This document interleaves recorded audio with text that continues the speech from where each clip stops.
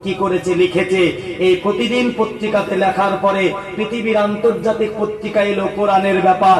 এবার ইউভেন্ডেডলি 11 বছর পর তার মনে এলো যে আফগানিস্তানের সৈন্যরা, আফগানিস্তানের তালেবানেরা আমাকে তারা একটা শর্ত দিয়ে মুক্তি দিয়েছে, যদি কোরআন পড়ো বাড়ি গিয়ে তোমাকে শর্ত দিলাম জীবনে একবার কোরআন পড়বে। মেয়েটি কোরআন শরীফ নিয়ে ইংরেজি ভাষণে পড়া শুরু করে দিল। একবার বলি আলহামদুলিল্লাহ।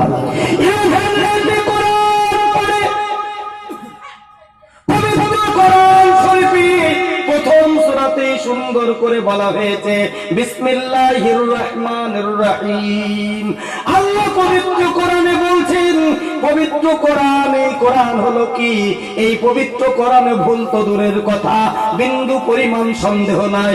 লা রাইবা ফি, কোরআন শরীফে বিন্দু পরিমাণ সন্দেহ নাই।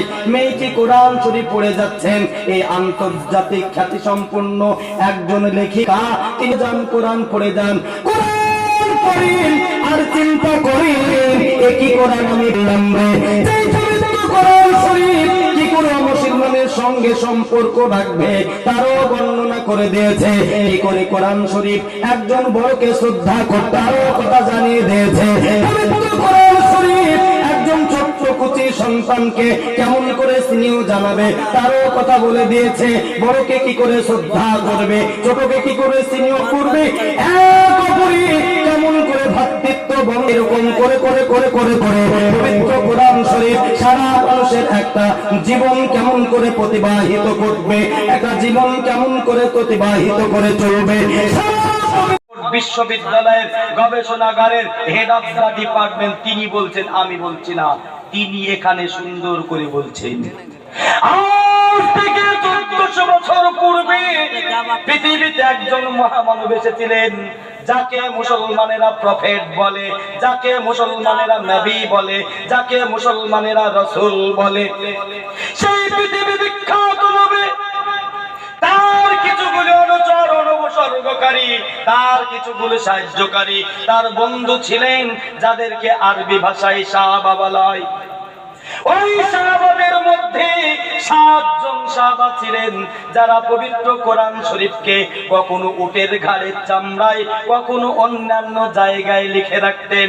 অক্সফোর্ড বিশ্ববিদ্যালয়ের হেড অফ দ্য ডিপার্টমেন্ট বলছেন ওই 7 জন সাহাবা তারা করেছেন কি, ইতিহাসের পাতা ওনারা চর্চা করে সিদ্ধান্ত নিলেন বিশ্বনবীর সাথী, বিশ্বনবীর বন্ধু, ওই সমস্ত সাহাবীগণ যারা অত্যন্ত বিখ্যাত প্রখ্যাত, ওই 7 জন কাতেবে সাহাবী, লেখক সাহাবী, তারা পবিত্র কোরআন শরীফকে উটের ঘাড়ের চামড়ায় সুন্দর করে সযত্নে লিখে রেখেছেন। তার বিশ্ববিদ্যালয়ের হেড অফ দ্য ডিপার্টমেন্ট জানালেন এই পবিত্র কোরআন আজকে যেটা কাগজের পাতায় রয়েছে আর আজ আমাদের হাতে যেটা উটের ঘাড়ের চামড়ার কোরআন রয়েছে, আজকের কোরআন এবং ওই সেই দিনের উটের ঘাড়ের চামড়ার যে কোরআন, প্রত্যেকটা আয়াতে আয়াতে মিল রয়েছে। একবার কি অন্তর থেকে বলা যাবে না আলহামদুলিল্লাহ? জোরে বলি না তাকবীর।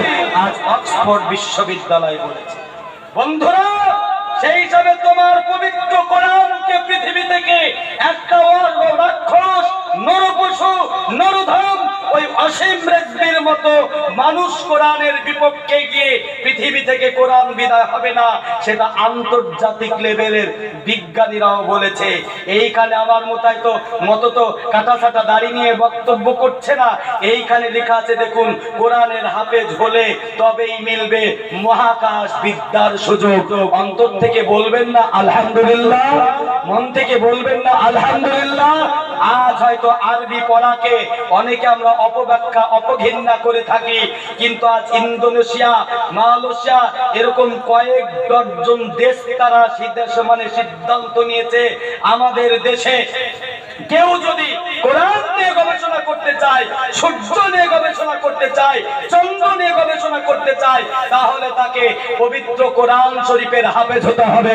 আরেকবার বলবেন না আলহামদুলিল্লাহ? জোরে বলবেন না আলহামদুলিল্লাহ? কারণ আজ নাসার বৈজ্ঞানিক থেকে শুরু করে আজ পৃথিবীর সবাই জানে পৃথিবীতে অনেক ধর্মগ্রন্থ আছে, পৃথিবীতে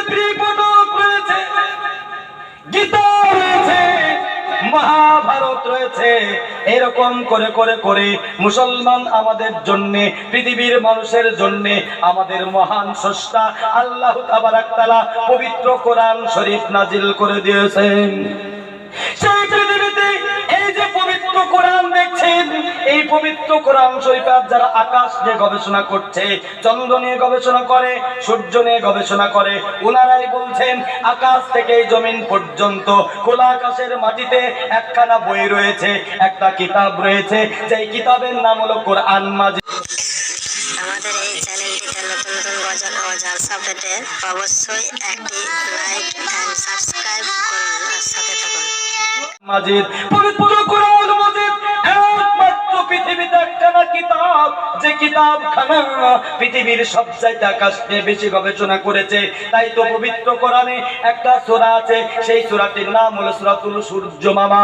পূর্ব গগনে সূর্য উদিত হয়, সারা পৃথিবী আলোকিত করে, এই পৃথিবীতে আবার পশ্চিম দিকে সূর্য ডুবে গিয়ে আবার রাত্রি জাগিয়ে দেয়। এই পবিত্র কোরআন শরীফে একটা সূর্য সংক্রান্ত সূরা রয়েছে। রাত্রি এসে গেছে, পবিত্র কোরআন শরীফে রাত্রির একটা সূরা রচনা হয়েছে, যেই সূরাটির নাম হলো সূরাতুল লাইল, অর্থাৎ সূরাতুল রাত্রিবেলা। আবার পবিত্র কোরআন শরীফ, এই পবিত্র কোরআন শরীফে আরেকটি সূরা রয়েছে।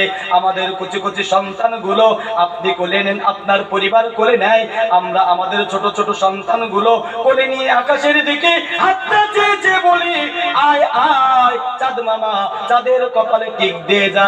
একবার চাঁদের দিকে হাতটা বাড়াই, আবার আমরা চাঁদের দিকে হাতটা ফিরে নিয়ে এসে ছেলের কপালে দিই আর বলি, আয় আয় চাঁদ মামা, চাঁদের কপালে টিক দিয়ে যা।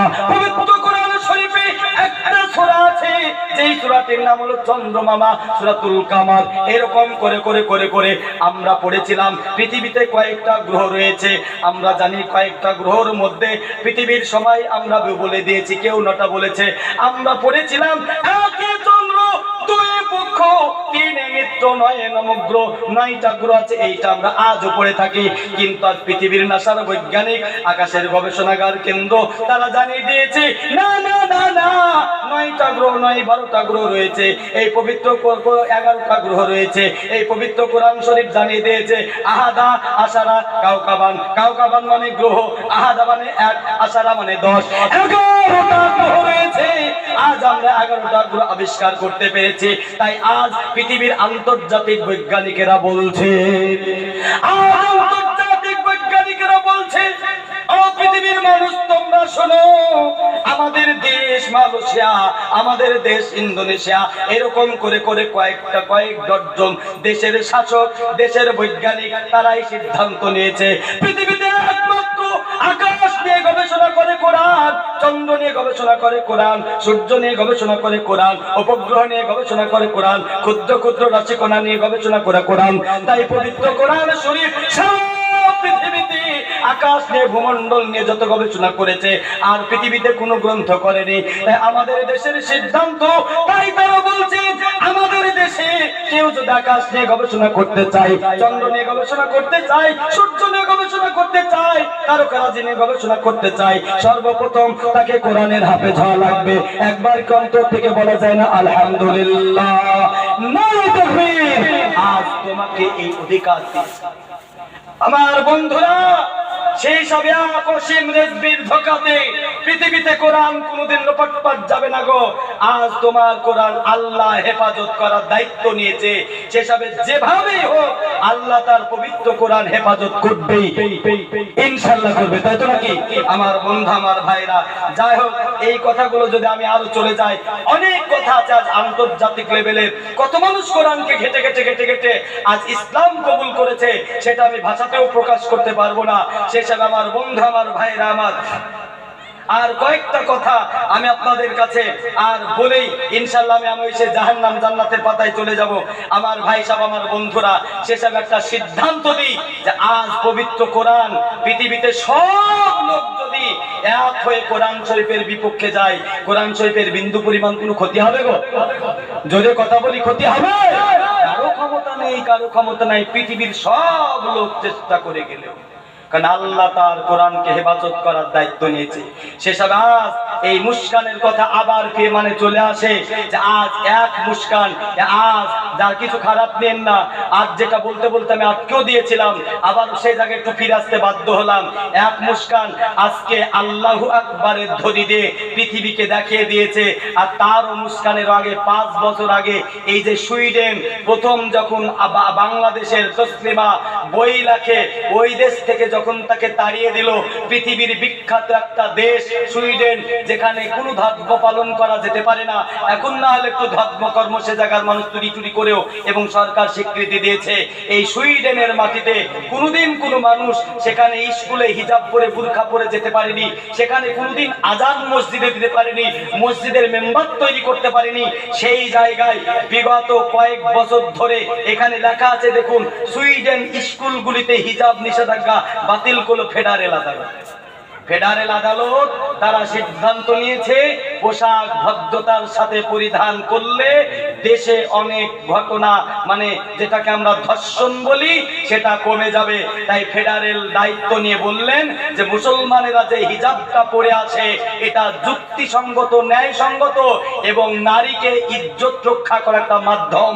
তাই সুইডেনের মতো স্কুলগুলোতেও সেখানে বুরখা হিজাব পরার বাধা নাই, কিন্তু বাধা আসে ধুলিয়ানি, আসে নাই? যেখানে 95% মুসলমান, সেখানে একটা নরকীট নররাক্ষস হিজাবকে নিয়ে কি ঘটনাটা না ঘটালো সুতি থানায়। আজ আমরা এই জেলার ডিএমকে বলবো, এই জেলার এসপিকে বলবো, নারীর সুরক্ষা, নারীর সম্মান একমাত্র নারীকে সৌন্দর্য রক্ষা করায়, সেটা হলো তার পোশাকে। কোনটা হিজাব, কোনটা বোরখা, কোনটা চাদর, ওই জায়গা আমি যাচ্ছি না। নারী যত সুন্দর পোশাক পরবে, শরীর ঢাকা, নারীর তত উজ্জ্বলতা, সুন্দরতা তত বৃদ্ধি পায়। কিন্তু আজ এ জায়গায় কিনা দেখলাম আমার বন্ধু, আমার ভাইরা, সেই হিসাবে আজ অত্যন্ত দুঃখের সাথে এবং লজ্জার সাথে বলতে বাধ্য হচ্ছি যে আজ আমাদের ঘরের মেয়েরাও বুরখা করতে ভুল করে যায়। কিন্তু মার্কিন মুলুকের একটা রিপোর্ট বেরিয়েছে, আমি কাগজটা নিয়ে এসেছি, দেখতে পাবেন। হিজাবে আমি তো আর বানিয়ে বলছি না, এইখানে লেখা আছে, দেখুন, মার্কিন মুলুকেই প্রথম হিজাব পরিহাতা টিভির সঞ্চালিকা। আমাদের দেশের মেয়েরা, আমাদের ঘরের মেয়েরা আজকে অনেকগুলো সিরিয়াল দেখতে, পটু সিরিয়াল দেখে দেখে অনেক সংসার টুকরো বিটুকরো হয়েছে। আজ এই একমাত্র পৃথিবীর প্রথম সাংবাদিক টিভির সঞ্চালিকা, এই ভদ্র মহিলার নাম যিনি নূর আল হুদা, ভদ্র মহিলা যিনি, তিনি সিদ্ধান্ত নিলেন, উনি একজন প্রখ্যাত ভালো বক্তা ছিলেন, স্কুলে এইডস সংক্রান্ত বক্তার ফার্স্ট হলেন। উনার স্কুলে এই ভদ্র মহিলা এখানে ছবি দিয়েছে, এই ভদ্র মহিলা স্কুলে প্রথম উনি বক্তব্য পরিবেশন করলেন এইডস সংক্রান্ত বিষয়ে, এইটাতে তিনি ফার্স্ট হলেন। ফার্স্ট হবার পরে উনাকে চাকরি দেওয়া হলো টিভিতে সম্প্রচার করা, রেডিওতে সম্প্রচার করা। ভিডিওতে তো কেউ দেখতে পায় না, সেখানে রেকর্ডিং হয়, প্রকাশ করা হয়। ওইখানে থাকার পরে উনাকে টিভিতে নিয়ে যাওয়া হলো। এবার টিভিতে নিয়ে যাওয়ার পূর্বে তাকে আমেরিকার খোদ সরকারি টিভি, আমাদের এখানে ওই স্টার জালসারি আবল তাবল গুলো নয়, মার্কিন মুলুকের সরকারি টিভি, ওনারা সিদ্ধান্ত নিলেন একমাত্র এই মেয়েটিকে সঞ্চালিকার দায়িত্ব দেওয়া হবে। মেয়েটি তিনি যেদিন চাকরিতে জয়েন করছে, জয়েন করার পূর্ব রাত্রে তিনি লিখেছেন, তিনি পূর্ব রাত্রিতে উনি আল্লাহর কাছে নামাজ পড়লেন, দোয়া করলেন, করে উনি চাকরিতে যাচ্ছেন যে আমাকে যেন সমস্ত বিপদ এবং আমার পোশাক আশাক যেন বাঁচে নেয়। এখানে সুন্দর করে লিখেছে। লেখার পর উনি সঞ্চালিকার ভূমিকায় নিলেন, মাথায় হিজাব করে ওখানকার খবরাখবর নানান কিছু ঘটনা উত্থাপন যখন করতে শুরু করলেন, উনাকে দেখলেন পৃথিবীর সারা পৃথিবীর মানুষ, এবং দেখলেন আন্তর্জাতিক লেভেল একটা সঞ্চালিকা যিনি মুসলিম সহ হিজাব পরে আছে। সেটা আজ আমরা আপনাদের কাছে জানালাম, সেটা পৃথিবী আগত বিগত জেনে নিয়েছে, সেখানে কোনো দোষ নাই। মুসলমানেরা যদি তাদের ঘরের মেয়েরা বুরখা পরে হিজাব করে তোমার এত যন্ত্রণা কেন? আমরা তো তুমি ন্যাংটা হয়ে থাকলেও কোনোদিন বলতে চাইনি। তোমার যদি সংস্কৃতি ওটা হয় সেটাই করো, আমার কোনো আপত্তি নেই। কিন্তু একটা জিনিস মনে রাখবে, একটা বিষয় মনে রাখবেন, পৃথিবীতে কখনো নোংরা জিনিস দেখতে সুন্দর হয় না, পৃথিবীতে কোনোদিন খালি জিনিস দেখতে সুন্দর হয় না, পৃথিবীতে কোনোদিন ন্যাংটা জিনিস ভালো লাগে না। এটা পৃথিবী, আমি বলছি আন্তর্জাতিক লেভেলের যারা বিখ্যাত হয়েছেন দেশ এবং সমাজে, তারাও বলে দিয়েছে। আজ মেয়েটি শিখিয়ে দিয়েছে হিজাব করে কিনা করা যায়। আমার বন্ধু, আমার ভাইরা, এরকম করে করে করে যদি আমি চলে যেতে পারি আরো জায়গায়, তবু অসুবিধা হবে না। আমি এবার আরেকটি জায়গা আমি আপনাদেরকে নিয়ে যাচ্ছি। দেখুন, পৃথিবীর আন্তর্জাতিক লেভেলে একজন সুন্দরী, আপনারা ভাবছেন ইনি হলেন পৃথিবীর বিশ্ব সুন্দরীদের মধ্যে একজন সুন্দরী। এইখানে লেখা আছে দেখেন, ইসলাম গ্রহণ করলেন চেক রিপাবলিকান বিউটি কুইন, কুইন মানে রানী, মেয়েদের রানীরা, এই পৃথিবী আন্তর্জাতিক সুন্দরী। উনি নিজে দেখুন, একদিকে হাসতে হিজাব পরে আর একদিকে মাথায় 2.5 কেজি মুকুটের সোনা মাথায় নিয়ে উনি হাসছেন। কি করে ইসলাম কবুল করলেন? উনি ইসলাম ধর্ম কবুল করছেন শুধু কয়েকটা জিনিস ভেবে। তার মধ্যে একটা ভাবনা ছিল, উনি পৃথিবীতে নারীর যে সম্মান, সেই সম্মানের কথা উনি লিখছেন। উনি বলছেন, কি বলছেন দেখেন, আমি পৃথিবীর বিশ্ব সুন্দরী, আমি যেখানে যাই সেটা আমাকে খুব মানিয়ে নেয়। যখন যে নারী পুরুষকে আমার বেড পার্টনার করতে মন চেয়েছে, আমি সেই সমস্ত পুরুষকে আমি আমার বেড পার্টনার বানিয়েছি। আমি একটা জোড়া চপ্পল কেনার জন্য আমি বিমানে করে একটা দেশ থেকে আর একটা দেশে গিয়েছি। আমাকে যখন যে দেশে যেতে মন চেয়েছে, আমি একটা দেশ থেকে আর একটা দেশে হাওয়ায় উড়ে গেছি। আমি এক জোড়া চপ্পল কেনার জন্য আমি বিমানে করে বিদেশ পাড়ি দিয়েছি। কিন্তু মেয়েটি বলছে, আমি পৃথিবীর বিশ্ব সুন্দরী, আমার কোনো শান্তি নাই।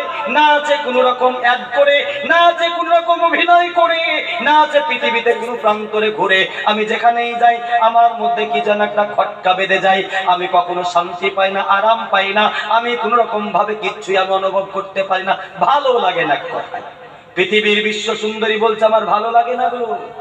এবার মুসলিম মডেল, মডেল বুঝেন তো, এই যে টিভি মেলা জায়গায় অ্যাড করে, ওই ভদ্র মহিলা বলছেন, শুনুন, পৃথিবীতে একজন প্রফেট নবী ছিলেন মুসলমানেরা যাকে নবী রাসূল বলেন, সেই মোহাম্মদ মুস্তাফা, সকলেই বলুন সাল্লাল্লাহু আলাইহি ওয়াসাল্লাম।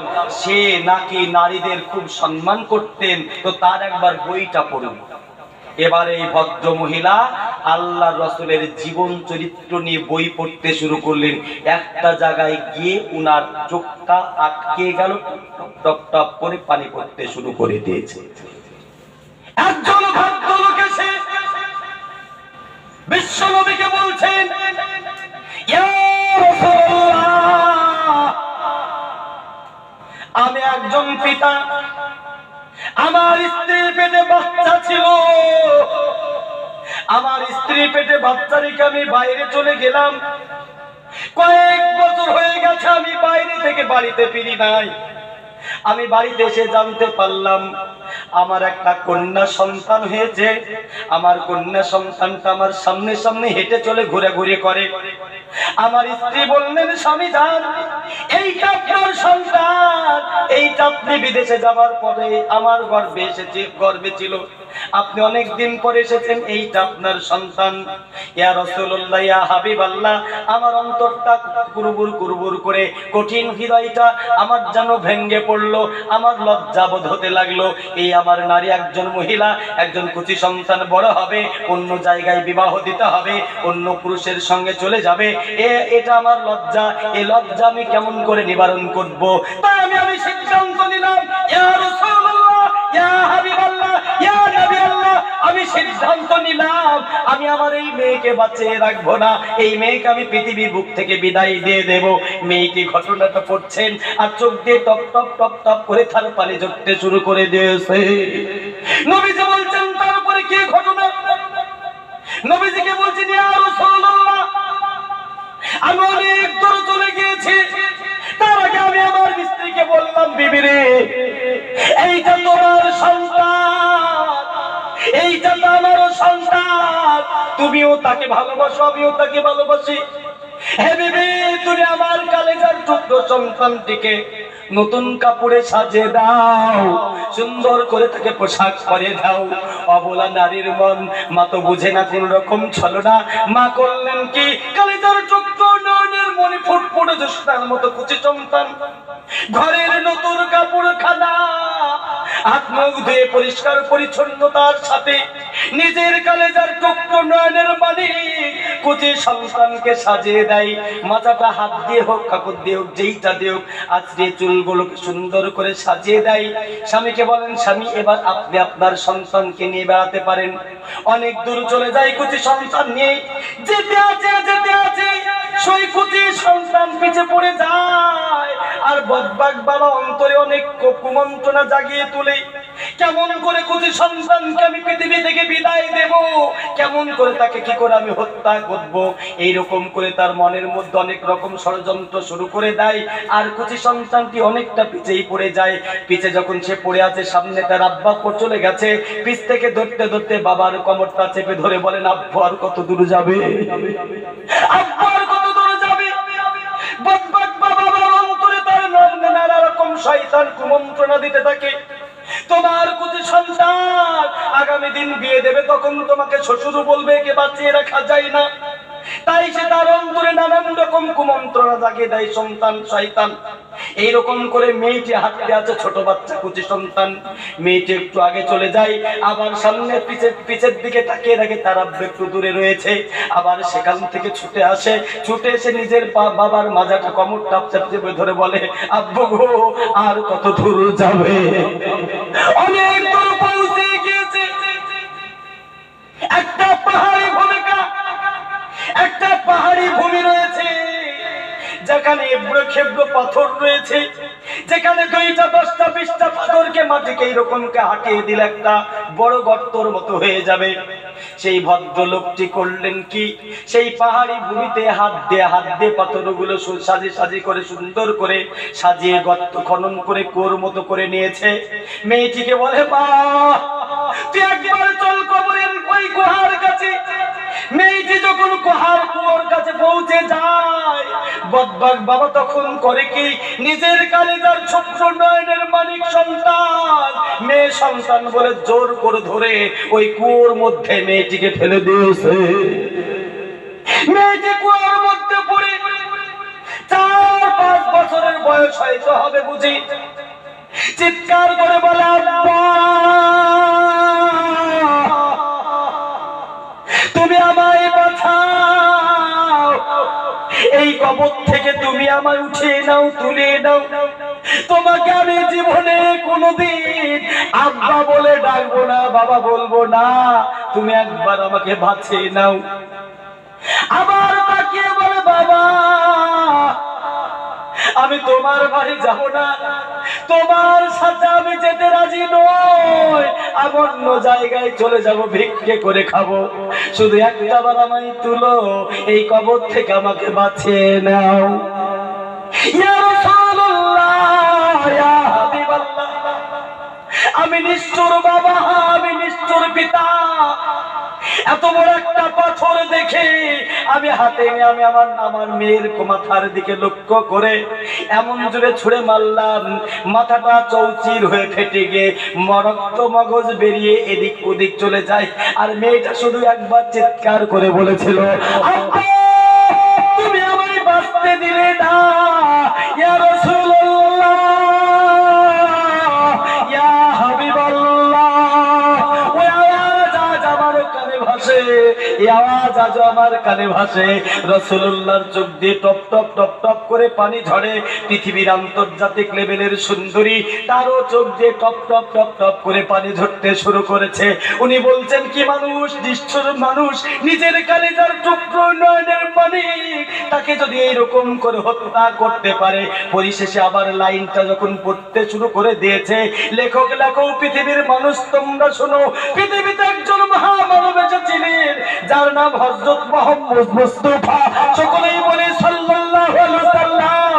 তিনি নারীকে নারীকে সম্মান দিয়েছে, নারীর ইজ্জত করেছেন, নারীর মায়ের পায়ের তলে বেহেশতের কথা ঘোষণা করেছেন, এবং সেই কবর থেকে নারীকে তুলে মৃত্যু নারী যাদেরকে কবর দিয়ে দিয়েছে, যাদেরকে তাজা কাফন করেছে, নারীর কোনো সম্মান দেয়নি, সেই নারীকে একমাত্র ইসলাম এবং রাসূলই শিখিয়েছে কেমন তার সম্মান।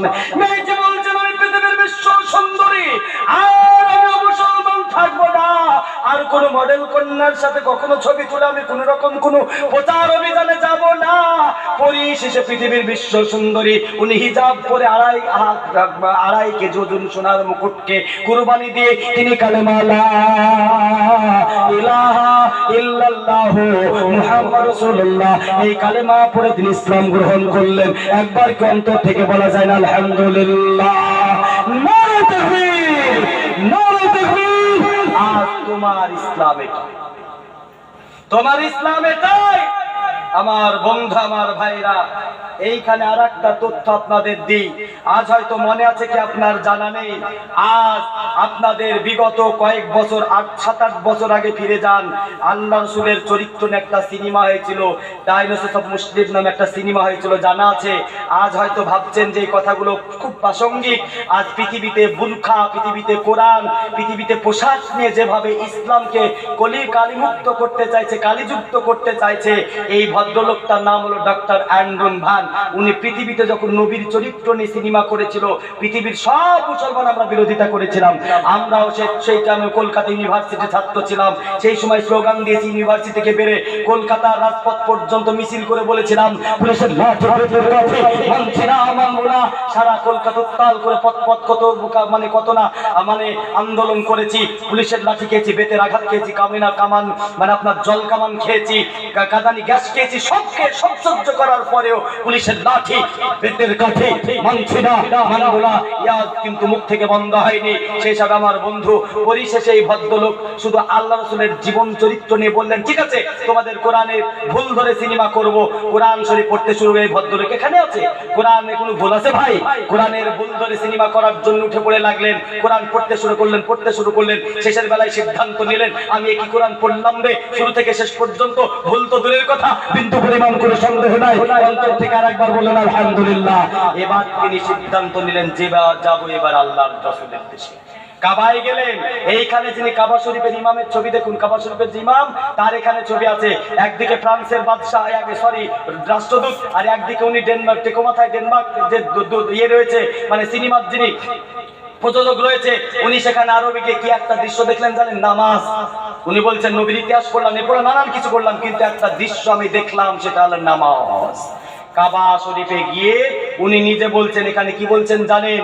পৃথিবীর সব দেশের লোক এই কাবার প্রাঙ্গণে এসেছে। কে বা কালো মানুষ, কে বা সাদা মানুষ, কে বা নেতা মানুষ, কে বা বোচা মানুষ। পৃথিবীতে নেপাল থেকে নাক বোচা লোকগুলো গিয়েছে, পৃথিবীতে আফ্রিকা থেকে কালো কালো লোকগুলো গিয়েছে, লন্ডন থেকে সাদা সাদা লোকগুলো এই কাবা শরীফে এসেছে। সবাই একই ইমামের সাথে একই কাতারে একই পায়ে পা মিলে তারা আল্লাহকে ডাকে, আমি কি দৃশ্য দেখলাম রে, এ কি কেমন দৃশ্য আমি দেখলাম রে। এইরকম করে করে ভাবলেন কোথায় ছোট, কোথায় নিচু, কোথায় কালো, এসব কিছু যখন ইসলামে ভেদাভেদ রাখে নাই, তাই আমি ডক্টর অ্যান্ডন আর আমি মুসলমান থাকতে চাই না, আমি আর পৃথিবীতে কোনোদিন আল্লাহ বিরোধী শক্তি হয়ে দাঁড়াবো না। তাই আমি আর সিদ্ধান্ত নিলাম কাবা শরীফের ইমাম সাহেবের হাতে হাত দিয়ে কালেমা লা ইলাহা ইল্লাল্লাহু মুহাম্মাদুর রাসূলুল্লাহ এই কালেমা পড়ে তিনি ইসলাম গ্রহণ করলেন। একবার কি অন্তর থেকে বলা যায় না আলহামদুলিল্লাহ? নারে তাকবীর! ইসলাম। আমার বন্ধু, আমার ভাই, সেই সব অনেক কথাই বলে ফেললাম আমি। আর লাস্টের বেলায় আপনাদের, আমার এখন ঘড়িতে 8 মিনিট পরে 1টা বাজবে, আমি আর আপনাদের কাছে এই তো যখন 1টা বেজে গেছে, আপনাদেরও 12টা পার হয়ে 1টা বেজে গেছে। সেই হিসাবে আমার বন্ধু, আমার ভাইরা, আর 15-20 মিনিট বসে থাকা যাবে তো ভাই? আমি 2টা তথ্য আমি আপনাদের সামনে উত্থাপন করতে চাই। এই 2টা তথ্যের মধ্যে একটা তথ্য হলো এইটাই, আপনাদের একটু জানার দরকার, পৃথিবীতে সব কিছু প্রমাণ আল্লাহর আছে, সবকিছু প্রমাণ আছে, বিন্দু পরিমাণ বিনা প্রমাণে এই পৃথিবীতে কিচ্ছু নেই। সব কিছু আছে।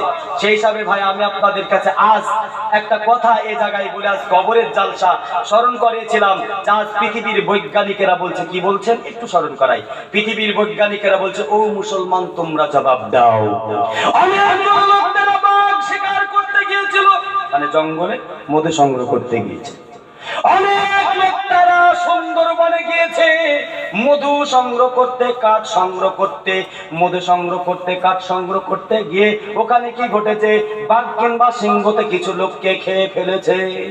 আবার কিছুগুলো মানুষ মাছ মারতে গিয়েছিল সমুদ্রে, মাছ তাদের খেয়ে ফেলেছে।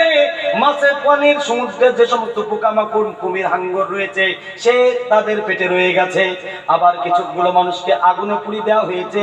আবার কিছুগুলো মানুষ প্লেনে যাচ্ছিল, প্লেনটা মানে টুকরো টুকরো হয়ে ওই লাশটা কোথায় হারিয়ে গিয়েছে বিন্দু পরিমাণ কোনো ঠিকানা নেই। কদিন আগে বাংলাদেশে 2 মাস আগে যাই দেখলেন না, সমুদ্র মধ্যে কে না আল্লাহ কি করতে পারে। প্রায় কয়েকশো মানুষ তারা কি করছিল, লঞ্চে করে জাহাজে করে যাচ্ছিল। পায়ের তলে পানি, ডানে পানি, বামে পানি, সব দিকে পানি। আর লঞ্চটা দাও দাও দাও দাও করে জ্বলছে, কিন্তু পানি, এক ফোঁটা পানি দিয়ে জাহাজ চালিয়ে কোন শক্তি হয়নি হয়েছে, কারো ক্ষমতা হয়নি। পানি তো চারিদিকে, কোনো মাথার উপরে পানি নাই, ডানে পানি, নিচে পানি, বামে পানি, সব দিকেই পানি। পানির এক চুল কাজ আপনাকে দিল না। এত সমুদ্র থেকেও আপনার বিন্দু পরিমাণ পানি কোনো কাজে এলো না, অথচ আগুনকে নিভিয়ে দেওয়া হয় পানি দিয়ে। এত পানি থাকার পরে তাদের জীবন একটু বাঁচাতে পারেনি। সেসবে বন্ধু একবার ভাবা আপনার উচিত ছিল, একবার আমাদের চিন্তা করা দরকার ছিল। এত পানির পর ওখানে বাস্ত্ররা আগুনে পুড়ে ছাই হয়ে গেল, আবার ছাইগুলো পানিতে ভেসে ভেসে চলে গেল। পৃথিবীর বিজ্ঞানীরা বলছে, আর মুসলমান তোমরা জবাব দাও। কিছুগুলো মানুষ রয়েছে বাঘের পেটে, কিছুগুলো মানুষের হাড় হুড্ডি টুকরো বিটুকরো হয়ে কোথায় যেন চলে গেছে, একদম আর পাওয়া যায় নাই।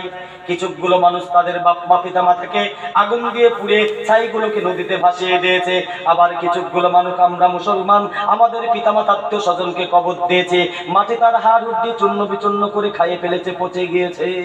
মুসলমান তুমি বলো, এতগুলো মানুষকে তোমার আল্লাহ কি করে কিয়ামতের কোঠে এক জায়গায় করবে? কি করে তোমার আল্লাহ এক জায়গায় করতে পারে?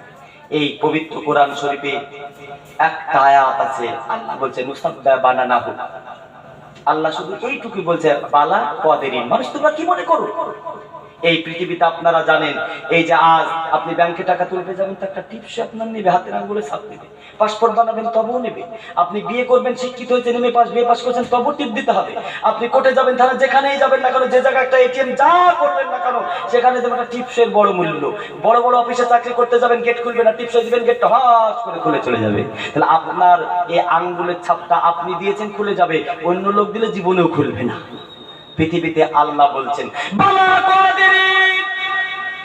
তোমরা কি মনে করেছো আমি আল্লাহ? শুনে রাখো, পৃথিবীতে আমি কত মানুষ সৃষ্টি করেছি, কারো চেহারার সঙ্গে চেহারা মিল নাই, কারো কথার সঙ্গে কথা মিল নাই, কারো চেহারার সঙ্গে, পায়ের সঙ্গে, হাতের সঙ্গে, কানের সঙ্গে মিল নাই। তোমরা পৃথিবীতে যে কটা লোক দেখেছো দেখো, কিন্তু অন্য জায়গায় তো দেখতে পাচ্ছেন মিল আছে কারো?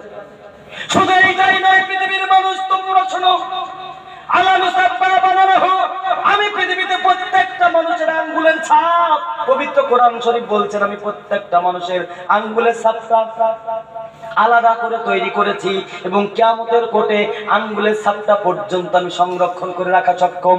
একবার অন্তর থেকে বলা যাবে না আলহামদুলিল্লাহ?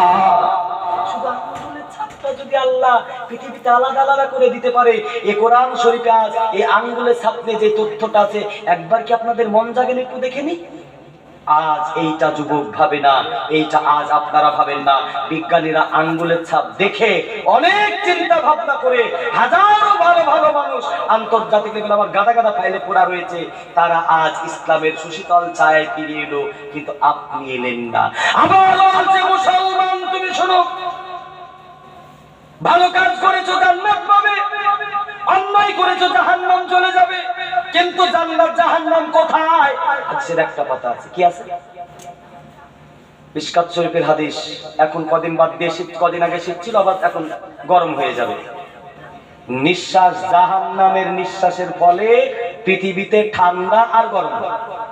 একদম সে হাদিস আছে, জাহান্নামের নিঃশ্বাসের ফলে পৃথিবীতে ঠান্ডা আর গরম হয়। আমরা তো বক্তা খালি বলে যাই, কিন্তু বিজ্ঞানীদের যারা কাজ, তাদের তো একটু তথ্য দিয়ে তারা ভালো করে মানুষ গবেষণা করার কথা। ওরা বলছে যদি জাহান্নামের নিঃশ্বাসের ফলে কি হয়, ওই আপনার যা শীত আর গরম হয়, তাহলে জাহান্নামের নিঃশ্বাস পৃথিবীতে আসার কোন মাধ্যম আছে? তাদের বক্তব্য, পৃথিবীতে তাদের বক্তব্য যে তাহলে না, গরম যদি শীত যদি হয় জাহান্নামের নিঃশ্বাস প্রশ্বাসে, তাহলে মাধ্যমটা কোথায়? আমি আপনারা যারা এখানে কদিন বাদে মাধ্যমিকের ছেলেরা হয়তো থাকলো, আমি বলবো আগে আগে বাড়ি যাওয়া উচিত ছিল, আশা করি নাইও। আমার বন্ধু আমার ভাইয়ের আসে হিসাবে যারা আমরা এই জায়গায় বসে আছি, একটু মন থেকে শুনুন। আজ পৃথিবীতে, আজ আধুনিক যুগের বিজ্ঞানী আজ জাহান্নাম সংক্রান্ত বিষয় নিয়ে যে কথাগুলো বলতে বলতে, আর জাহান্নামের অনেকগুলো আমার কাছে রিপোর্ট রয়েছে, বিজ্ঞানীদের রিপোর্ট রয়েছে, এখানে আমার আছে। আপনারা জানেন আন্টার্কটিক মহাসাগর থেকে শুরু করে বড় বড় প্রশান্ত মহাসাগর যেগুলো আছে, বিভিন্ন দেশে বিভিন্ন প্রান্তরে সমুদ্র ভেদ করে আগুন বেরোচ্ছে। আপনি ডিসকভারি চ্যানেলে গিয়ে দেখবেন সমুদ্র ভেদ করে আগুন বেরোচ্ছে। একবার সুবহানাল্লাহ বলুন। সমুদ্র ভেদ করে যখন আগুন বেরোচ্ছে, এই আগুনের উৎস পৃথিবীর কেউ খুঁজে পাচ্ছে না। এই আগুনের উৎস কি পৃথিবীর কেউ খুঁজে পাচ্ছে না। কারণ এই আগুনের উৎস কোন জায়গায় সেটা পবিত্র কোরআন শরীফে আল্লাহ নিজেই বলেছেন। সমুদ্র তলদেশে পটভূমির একদম নিচন দেশে বিজ্ঞানীরা গবেষণা করে দেখছেন অন্ধকার আচ্ছন্ন আগুন, যেটা অন্ধকার কালো। অন্ধকার কালো সম্পর্কে বয়ান কোরআন হাদিসে আছে যে আগুনের রং এমন কালো হবে, জাহান্নামের আগুনের রং এমন কালো হবে যে অমাবস্যার মতো। আজ এই অমাবস্যার মতো অন্ধকারের আর মান মতো আগুনের রং হবে। এই আগুনের উৎস বিজ্ঞানীরা সন্ধান করার চেষ্টা করছে। আজ তারা স্বীকৃতি দিচ্ছে যা বঙ্গোপসাগর, লোহিত সাগর, আরব সাগর, বিভিন্ন প্রান্তরে বিভিন্ন সাগর মহাসাগরের মধ্য ভূদেশের তল থেকে, ভূমির তল থেকে পাহাড় ভেদ করে যে আগুন বেরোচ্ছে, এই আগুনের উৎস কোথায়? বিজ্ঞানীরা সিদ্ধান্ত দিতে চাইছে এইটাই হতে পারে পৃথিবীতে একজন মহান স্রষ্টা আছে, আল্লাহ দিতে পারে তার ওই জায়গায় জাহান্নাম। তথ্য দিয়ে এটাও বলছে, কি বলছে জানেন? ইন্দিন টকুর দিকে, সিজ্জিনটা নিচের দিকে, একটা পাথর যদি আকাশে চড়া যায় নিচের দিকে আসবে, একটা পাথরকে নিচের দিকে ফেলে দিলে পারে নিচের দিকেই চলে যাবে। এরকম করে বিজ্ঞানীরা, অনেক বিজ্ঞানী আপনার জাহান্নাম জান্নাতকে স্বীকৃতি দিয়েছে। আর একবার অন্তর থেকে বলি আলহামদুলিল্লাহ, জোরে বলি নারে তাকবীর। আমার বন্ধু আমার ভাইরা, আমার অনেকটা রাত হয়েছে, আর একজন কাটায় কাটায় 1টা বেজে গেছে। আর যদি 10টা মিনিট থাকেন আপনাদের কোনো অসুবিধা হবে? ভাই 10টা মিনিট থাকলে কোনো অসুবিধা হবে? আমি 10টা মিনিটে আমি আপনাদের কাছে আর একটা তথ্য দেব ভাই। আমি আপনাদের কাছে 10টা মিনিটে খুব বেশি তথ্য দেব না, মাত্র আমি একটাই তথ্য দেব, একটাই আমি আপনাদের কাছে তথ্য দেব। সেইটা যদি আপনারা মনে করেন, আজ আপনাদের জানা আছে 1000 টাকা একটা ভাই দিয়েছে, আল্লাহ তুমি তার কবুল করে নাও। আজ আপনাদের এইটা জানা আছে যে বাবরি মসজিদ ভেঙে গেছে, ভেঙে দিয়েছে, দেয় নাই। বাবরি দখল করে সেখানে মন্দির অলরেডি বানানো চলছে। আজ কদিন আগে আমাদের রাজ্যে, আমাদের দেশে প্রায় 8টা মসজিদ নিয়ে সুপ্রিম কোর্টে যেতে যাচ্ছে। একবার আস্তাগফিরুল্লাহ বলা দরকার। কদিন আগে 6 ডিসেম্বরে ছবিটা আমি মসজিদের এখনই দেখাচ্ছি, কোন কোন 8টা মসজিদ নাকি মুসলমানেরা মন্দির ভেঙে তৈরি করেছে। এটা কি আপনাদের জানা একটু দরকার নাকি ভাই? আমি আপনাদের কাছে এই 8টা মসজিদের একটা দুটো একটা ছবিও দেখাবো। মসজিদগুলো কত সুন্দর, সেগুলো নাকি এক একটা দেবতা নাকি জন্মগ্রহণ করেছে, মুসলমান নাকি সেই মন্দিরগুলো ভেঙে দিয়েছে, দিয়ে মসজিদ বানিয়েছে। এটা কি হতে পারে ভাই? জোরে বলুন, এটা কি হতে পারে? এটা হতে পারে না। আপনার বুক চিরে বেরিয়ে গিয়েছে 34 নম্বর জাতীয় সড়ক। এই 34 নম্বর জাতীয় সড়কে প্রায় 26,000 মন্দির ভাঙ্গা পড়েছে, একটাও সেখানে মসজিদ ভাঙ্গা পড়েনি। আমি গর্ব করে বলতে চাই, মুসলমান চুরির টাকায় মসজিদ বানায় না, মুসলমান ঘুষের টাকায় মসজিদ বানায় না, মুসলমান হিন্দুর জমিতে মসজিদ বানায় না, মুসলমান খ্রিস্টানদের জমিতে মুসলমান মসজিদ বানায় নাই, কারে জায়গায় মুসলমান জবরদস্তি করে মসজিদ বানায় নাই। মুসলমান মসজিদ বানায় নিজের মাথার ঘাম পায়ে ফেলা হালাল টাকার মারফতে মুসলমান মসজিদ বানায়। কিন্তু বন্ধু, তুমি তালতলা, ডালতলা, নিমতলা, কেওয়াতলা, 3 মাথা যেখানেই পাও সেখানে তোমরা তোমাদের এক একটা দেবতা জন্মগ্রহণ করে নাই। দেখেন নাই যেখানে? সেই হিসাবে মুসলমানদের যতই তোমরা আঙ্গুলি তুলো না কেন, মুসলমানদের মসজিদ পবিত্র মসজিদ। শুধু আমি 8টা মসজিদের কথা বলবো, যেগুলো এক একটা মসজিদ নাকি তাদের এক একটা দেবতার নামগুলো বলবো। আমি শুধু আপনার এই জায়গায় মাত্র এখানে যারা বসে আছেন, আমি আপনাদের কাছে 1000 টাকা একজন দিয়েছি। আমি কালেকশন, অনেক কালেকশন আল্লাহর রহমতে আপনারা দিয়েছেন। আমি আপনাদের কাছে মাত্র 9টা লোককে একটা করে 1000 টাকা চাইবো। যদি একটা করে 1000 টাকা না চা পাই, তবে আপনারা যারা এখানে বসে আছেন 30, 40, 50 জন যা আছেন, পকেট আপনাদের 1 টাকা 2 টাকা অনেক টাকা দিয়েছেন, 10, 20, 50 যেমন আছে একটু দানটা এই জায়গায় দিয়ে যাবেন। আজ আমি আপনাদের কাছে শেষ বক্তা, সেই হিসাবে ভাই অনেক কালেকশন হয়েছে, ভাই আমার অনেক কালেকশন করেছে, সেই হিসাবে আল্লাহ এই দিনটা আল্লাহ রাসূলের কাছে কত কষ্ট করে, আমাদের কাছে কত কষ্ট করে এসেছে, তার একটা ছোট্ট চিত্র আমি আপনাদের কাছে তুলে ধরতে চাই। তারপরে আমি আপনাদের চলে যেতে চাই মসজিদগুলোর কথায়। আমার বন্ধু, আমার ভাই রাসূল সাল্লাল্লাহু আলাইহি ওয়াসাল্লাম তিনি করলেন কি, উনি মানুষের দ্বারে দ্বারে, ঘরে ঘরে, পাড়ায় পাড়ায় ঘুরে ঘুরে বলছে, তোমরা বলো লা ইলাহা ইল্লাল্লাহ মুহাম্মাদুর রাসূলুল্লাহ, এটা বলো, প্রচার করছেন, ইসলামের কথা বলছেন, ভালো মন্দ শেখাচ্ছেন, বলছেন লা শারিকা লাহু, যে আল্লাহর কোনো শরীক নেই, তাকেই পূজো, তাকেই ভজো। তোমরা পাহাড়ের উপাসনা করো না, চন্দ্রের উপাসনা করো না, সূর্যের উপাসনা করো না, তারেক রাজির উপাসনা করো না, গাছপালা দেব দেবী তোমরা উপাসনা করো না। রাসূল বললেন, রাসূলকে কি করলেন? একটা গ্রাম আপনাদের সবাই মনে আছে, সবাই জানেন, রাসূল সাল্লাল্লাহু আলাইহি ওয়াসাল্লাম তায়েফের মাঠ দিয়ে হেঁটে হেঁটে যাচ্ছেন। তায়েফের লোকগুলো